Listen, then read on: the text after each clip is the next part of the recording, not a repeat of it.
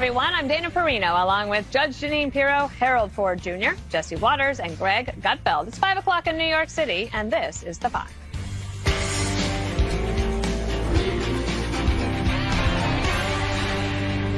President Trump just now wrapping up his big Liberation Day tariff event at the White House that he says is aimed at restoring U.S. economic fairness and backed up with some simple logic. Why play fair if they won't?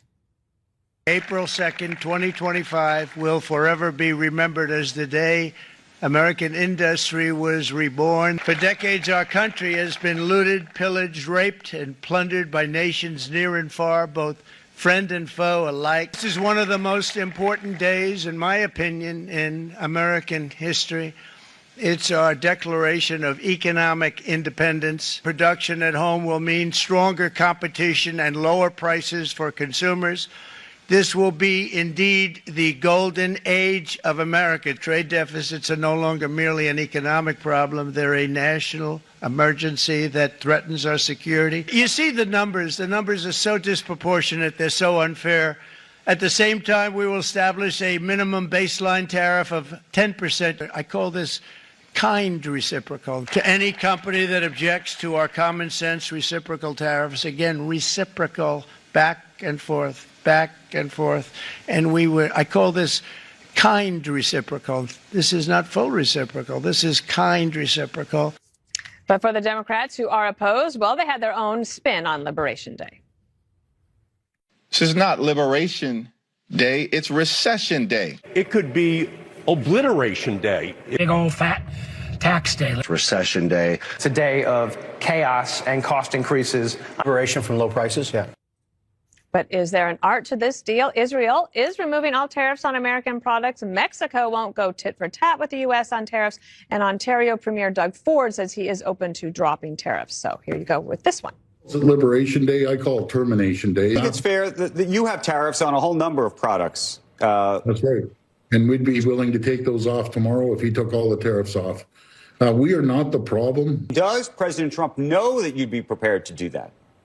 He knows, and Secretary Lutnick knows that we're willing to take these tariffs off like in the next minute if he said he's taking their tariffs off. All right. Hey, Harold, it's good to be back around the table with all of you. So I said it before you did. Let's go to you first then, Harold. I have missed all of you. Go ahead. Look at him. So I'd say a couple of things. It is good to be back, and thank you, Dana, for the kind words. Jeez. I'd say a couple of things.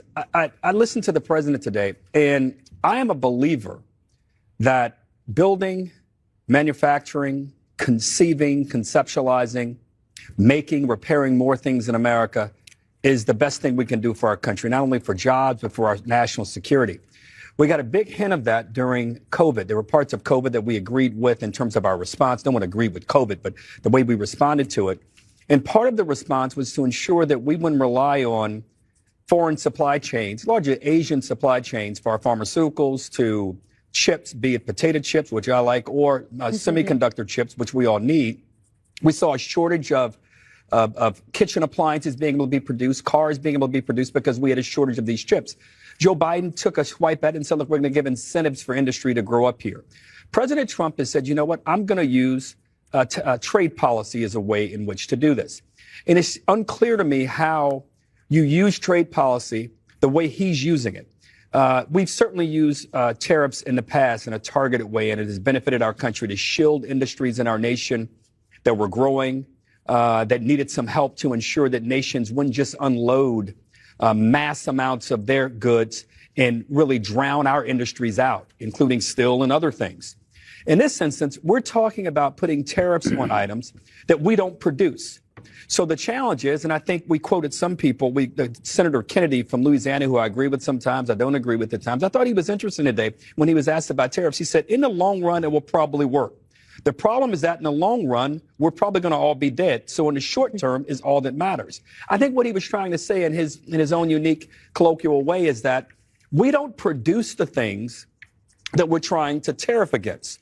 If we produced all of these things and said, you know what, we're going to protect our industry that produces high-level, high-performing engines. We're going to protect our industry that produces all of these auto parts.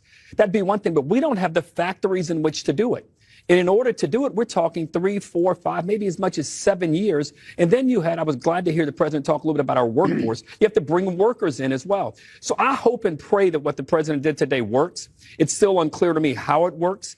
And I am prayerful and hopeful that the very people the president wants to protect the most, working class Americans who put him over the finish line, I hope that working class Americans win in the short term and the long term with what the president said today. Judge, a young friend of mine pointed out that the president has had this position for almost 4 decades. And that in 1987, he ran an ad in the New York Times calling for leaders to have the courage to impose tariffs. And my friend pointed out it was 3 months after he was born. So a long time coming to get to this day. Yeah. And I think that it's indicative of Donald Trump. And, he has these core beliefs and he delivers on those promises and beliefs. I think the important thing here is where we start. And we start at the point where the president is looking to reset the American economy. And the president sees inequities in certain parts of, the economy, that countries have higher tariffs on us than we have on them. And so the concept is, let's make it reciprocal. And I understand what you're saying, Harold, and you may know more about this than I do. I don't profess to be an economist. But I think that if, as the president says, they end up making products in America, then they're not going to be tariffed. And the leveraging of these tariffs and the threat of tariffs has worked for him in many ways. Companies moving to the United States, countries caving, Canada, Mexico, Israel, Vietnam, which is an incredible, I didn't realize how much business we did with Vietnam. Textiles, and because of its strategic location, natural gas and all that stuff. But, what he's doing is he's targeting the American economy to benefit the blue collar worker. And he's trying to bring manufacturing back to this country and making sure that since we're the biggest consumer in the world, why aren't we leveraging that power in a way to not only benefit Americans, but to benefit American workers? And look, think about it. You go to Costco, you buy in bulk, you pay less. The same with Sam's. You go there, you buy in bulk, you pay less. We buy in bulk and pay more. And that's what's backwards about it. And we've got to stop treating other countries like they're third world countries and like they need an advantage and, they desperately need our help to have their economies work for them. But I think in the end, I think that the president is doing everything he can to reset the economy. And it makes sense to me. Greg, I was thinking about how last November people had 2 choices, right? There was somebody who drove up the cost of everything through the so-called Inflation Reduction Act for the sake of climate change, Green New Deal, or somebody who believed that tariffs were a good way to reset manufacturing in the country.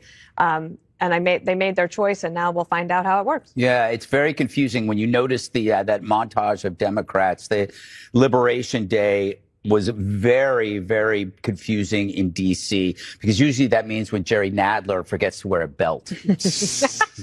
Canada, apparently they're throwing tariffs on manatee meat and bovine semen, which means The View is very unhappy. I have to say, it's great watching Trump going on that chart, country by country. I mean, what a difference from Joe Biden, who couldn't find Japan on a map of Japan. So it was nice to see. But you know what?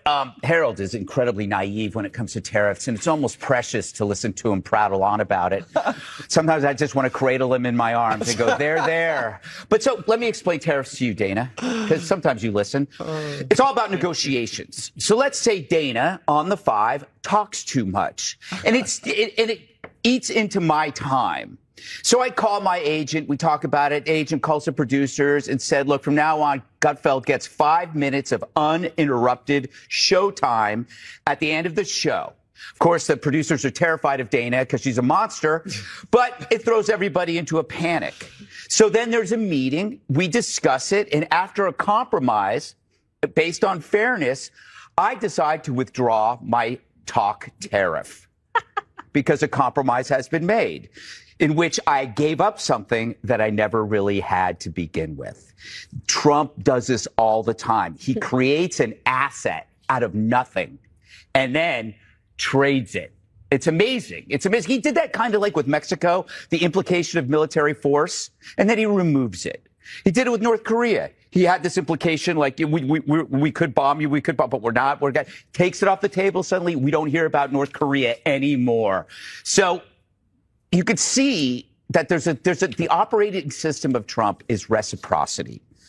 And it's both big and it's small. It could be with countries or it could be with Bill Maher. If you make fun of him, he's going to make fun of you. If you tariff us, we will tariff you. Conversely, if you do him right, he will never forget it. He will do you a solid. He's that loyal. The only thing I would caution against is when people report on it to keep saying if Canada changes its mind, to say they caved.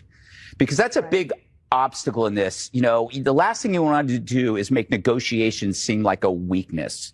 Cooperation is strong. It's not weak. So if Canada drops its tariffs, if Israel drops its tariff, you don't call it a cave. You call it, it's a compromise. It's a solution. So you didn't cave on the talk time.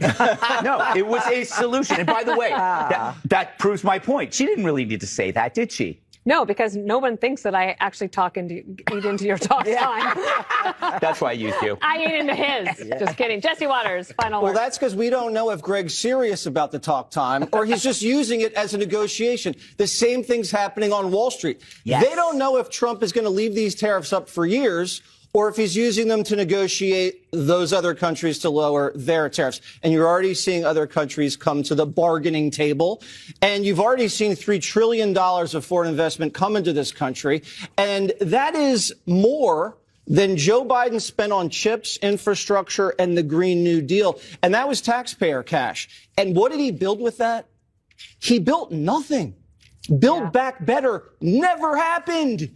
And so you have to remember, this is also a part of the bigger economic policy of Donald Trump, which is tax and regulation cuts, cheaper energy, border security, and making things in America. So this is focused on Main Street. Wall Street's going to do fine. Herald, this is a Main Street focused concept. And all the people that are saying that tariffs are bad, these are the same people that have overseen the absolute destruction of the middle class over the last 40 years. They say that we can't afford tariffs. We can't afford not to have tariffs. If you look at the last 40 years, the people making, the bottom 50%, they've increased no wealth. The top 50%, top 10% have seen an absolute explosion in wealth. And what was the context there? No tariffs, massive spending, and open borders. So what we need to do now, the world is changing, Dana. We do not need to bail out our allies after World War II. We don't need to fight international communism. Globalism has decimated the heartland. It's why they call it the Rust Belt. We created this monster of China, and they've just preyed on us. They just dump cheap goods into this country, and our Navy guides their cargo ships here.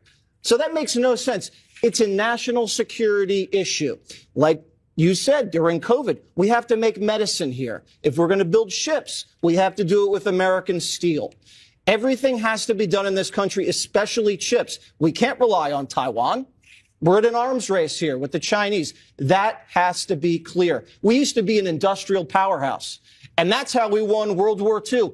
In two theaters, the Pacific and the European theater. We became an industrial powerhouse through tariff policy. Today, could we win both of those wars now with the industrial policy we have? No. You know what we have now? We have the most important, we have the richest, the strongest, and smartest technology sector in the world. We aided that and abetted that the right way. I would agree with you. We have cheated and overlooked working class Americans. But what the president's doing today, as well intentioned as he is, on April 2nd, 2025, I want to see what your thinking is on April 9th, April 16th. And let's go to my birthday, May 11th. I hope you're right, but I think you're going to be wrong. Look how he slipped that in. Happy birthday. We'll get to more than chips. Coming up, Democrats have found their boogeyman, but it is Elon Musk next on the Doge Chop. Democrats latching on to Elon Musk as their boogeyman and gloating after winning a Supreme Court seat in Wisconsin, a race they desperately wanted to be a referendum on the Doge captain after he did a last-second trip to the state wearing a cheese head. Now they're spiking the ball like they won the championship. Elon Musk is humiliated in Wisconsin. Huge defeat for Elon Musk, who, as we saw, personally went full cheesehead. An outright rejection of Elon Musk. They heat chilled has melted. Elon Musk has become a lightning rod. It's definitely a referendum on Musk. He has lost more money in Tesla stock than you can imagine. Musk is exactly what we need in order to generate a good, positive turnout in November. It wasn't all bad news for the Republicans, who kept 2 seats in Florida and got voter ID secured in Wisconsin. But will Democrats still have their boogeyman? Politico reports Trump privately told his inner circle that Elon Musk will leave soon. But Musk and the White House are calling it fake news. When do you think Elon is leaving, Dana? I'll leave it up to them. I think that he and the president, obviously, we just had the Doge interview last week with Bret Baier. And then the week before that, the one with the president and Elon Musk together. They obviously get along very well. The president seems to be very happy with him. I don't necessarily think that he would be leaving because of this issue, but Elon Musk has become an issue in politics. And he's not afraid to be an issue. And he put his money where his mouth is. And then you had Tim Walz, the former VP candidate with Kamala Harris, saying, we defeated the billionaire. But they defeated the billionaire with 4 more billionaires on their side, right? There's a ton of money in these races. There was over $100 million spent in a state Supreme Court race in Wisconsin. And Wisconsin is a fascinating place. And you think, well, why would people care that much? Elon Musk said that it would be the end of civilization if this went the wrong way. It went the wrong way. Everything is going to be okay. But what it could do is have a redrawing of the congressional map. Could it help the Democrats, who are desperately trying to figure out a way to crawl themselves back into the majority? But they're losing so much population to red states that, to me, I don't even think that's necessarily going to work. But Wisconsin's a very interesting place. The other thing that they're doing is trying to target Elon Musk for mostly Democrats who bought Teslas, who are now being targeted, or the dealerships are being targeted, and they're using actual domestic terrorism to try to stop making government work better. And that's their message. This is a pretty big win, the voter ID that passed in Wisconsin. I'm thrilled about it, Judge. How thrilled are you? I am truly thrilled because the United States Supreme Court has said that they're leaving it up to the individual states. So given that situation, this was, first of all, a Republic-backed motion. But the voters approved an amendment to the state constitution, and it's now elevated to a constitutional amendment. What is the significance of that?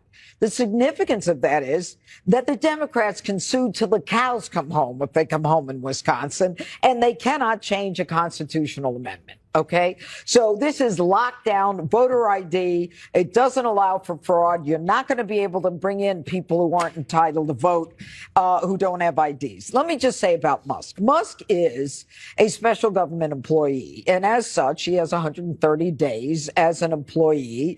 Everybody knew that he was there temporarily to try to find the ways to fraud and abuse. I don't think he knew or ever imagined that he would be the victim of such hatred and the victim of literally an organized criminal enterprise that is focused on him, his cars, and dealerships in an effort to take him down. But the left has always been good at hating people. So now the question, Harold.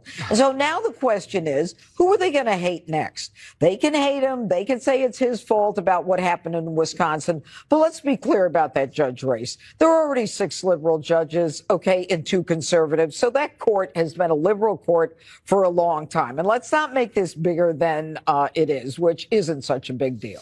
Yeah, you guys have made this, I guess, 2 races in Florida such a big deal, Harold. You guys spent like 10-1 against these Republicans, and you came up short by like double digits. We did. I don't know what made me think of this today, but I remember, you're too young, Jesse, but there was this great tennis player named Vitas Gerulaitis, and he played against Jimmy Connors, and he beat him in one of these end-of-the-year tournaments, and he hadn't beat him in a while. He said, let the record reflect. The real lesson from today is that no one beats Vitas Gerulaitis 17 straight times. Jimmy Connors had beat him 16 times prior. Democrats, get over these races. We weren't going to win these races. The Wisconsin race is more serious, and I think for all the reasons that have been stated, and I won't dwell on it. Elon Musk is the most important technologist of our lifetime, maybe even a 2 or 3 lifetimes. What he's been able to accomplish, not just for himself financially, but for the world, I think is an enormous thing. I hope before, if these reports are true, that he's going to leave Doge, his talents are probably needed elsewhere as you look at some of the ways his companies are performing. They're great companies, but they're performing in ways which he might be able to help better with. I do hope the president, on a personal note, Mr. President, give him the responsibility of reforming TSA before he leaves. His technology, the way he thinks about things. No, I just think in general, I read all these stories, that may be a place where he can help in an enormous way before he leaves his job. But if he leaves, I salute him. He's done some things that are good, and he's done some things that have not been so good as relates to Doge, but I hope the push and the impetus remains there. Well, Greg, the silver lining is if Musk does leave eventually, he'll have time to come up to New York and do your show. Exactly. And you know who knows silver linings? William Devane. Whether it's like in the dealerships or in the Senate, you always see this weird thing, and it's that liberals kind of, what am I saying? They believe you should do political good before you actually achieve personal success. And Musk is the reverse of that. He decided to become successful and then use his spare time to solve political and world problems. The liberal decides to be political and then exploit that to gain wealth and status. That's why they hate Musk, because he has what they want, which is wealth and status, and now he's doing their job better than they're doing it. So when you look at like the people on the street torching things and stuff, and then you look at these politicians melting down, they're upset because Musk is doing politics from a position of success. He's one of a long line of great achievers who turn to service after their success, Trump being another one. But the idea is, how can you help other people if you can't help yourself first? Look at the protesters. They can't help themselves. So I think every political crusade from the left will be dripping in resentment because it's the undercurrent. The undercurrent is personal failure. It's your guy's fault. That's why they turned Musk into the punching bag for something else. It made no sense. He was a hero one minute, now he's a villain the next. It's because underneath it all, it's a failure of their own soul. We'll be right back. So you're saying we should just have rich and successful, wealthy people be members That's of Congress? exactly what I'm saying. I hate poor people, Jesse. I agree. I agree. Yes, do you? Yes, I hate children. I hate old people. Is this what it's like to argue with you? I just want to put this all out there so it gets picked up. Good. Up next, Democrats are searching for a savior, but the options aren't looking good. Have the dopey Democrats finally found their savior? The party and the press are slobbering all over Senator Spartacus, hyping up Cory Booker's 25-hour Senate floor stunt against Trump, despite there being 0 real bills to block. I'm going to deal with some of the biological urgencies I'm feeling. Well, I'm physically not in the best shape, but I am emotionally just feeling really fed right now. And I'm feeling it now, and it's the first time I ever did an interview with you where I got to sit down. AOC and Bernie Sanders also want to lead the Democrats, but it looks like this liberal is not impressed. What scares me, some of the big voices out there, AOC, Bernie Sanders, even if their message of economic populism is a resonating message, they as messengers, I'm the Brandon guy, says, whoa, party is way, way left. That's what scares me. So, Dana, I'm curious. He wasn't trying to block a bill. He wasn't filibustering a bill. And he decides that he's going to get up there for 25 hours and then be a hero. He calls it his second Spartacus moment. Yeah. What the heck is he doing? Well, even the first Spartacus moment was really not successful because Brett Kavanaugh is on the Supreme Court.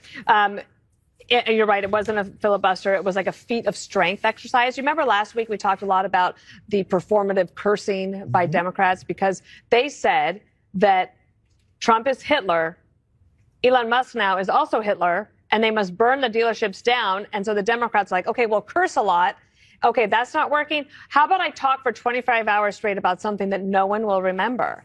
And this is a guy who has not passed a bill in a decade. He has no legislative record or history. He is very active on social media. He loves to do interviews, but that's in so many ways why the Democrats are in this problem that they have now. Every day they ratcheted up the outrage instead of coming up with ideas. I mean, Cory Booker's in a great position to say, you know what, teachers unions? Enough. Our kids need to be able to learn to read and write. He's somebody who could take them on and do something that would actually make a difference. 24 hours of speaking is not going to make a difference. You know, what's interesting about this, Jesse, is the Democrats called us weird. And this guy is over there, you know, not eating and speaking for 25 hours, and he's a clown. He thinks he's going to run for president? I got to respect the guy, Judge. Okay. Why? That's a lot of stamina. That shows... Blow hard to blow hard. You get it. From a purely superficial standpoint, I respect what he did. From a physical standpoint, it takes dedication, it takes discipline, and I have no idea what he said, but it doesn't matter. The base wanted to see something, and he gave him something. Yeah. He didn't dance, he didn't sing, he didn't throw a cane at the president. He definitely didn't torch a Tesla. He did something within the bounds of political rules. Oh, okay. And so, okay. He's not going to have a political future because of this, but his colleagues are like, okay, Cory, okay. And the base is like, all right, sure. So that's where I stand on that.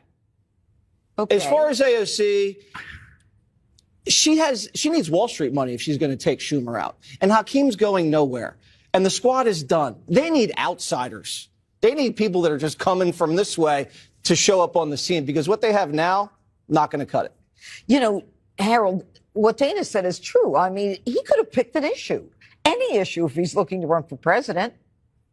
He could have. Look, I give him a lot of credit for Jesse's point, and I think Democrats were trying to find a way. What do you mean? For speaking? I think the stamina piece, I think for him going down. But I give him credit there. He was starting his diet. Do you want to answer the question, too? No. So I think I like the idea. I like the fact that he also won the media cycle. Now, where I agree with you wholeheartedly is I wish that Democrats, not just Cory, but everyone would get up and talk about some of the things that contrast us with this current president and with the Congress we have now. Say before on the show, can you imagine if he got up and talked about we're going to build 20 million new homes over the next 5 years? That's what we want to do. We want to cut taxes and regulations on businesses that employ less than 100 people. No taxes on overtime and tips and spreads. We're ready to do that with you right away. Give us something to raise taxes a little bit on the richest, the absolute richest of Americans, so we can pay for all of this.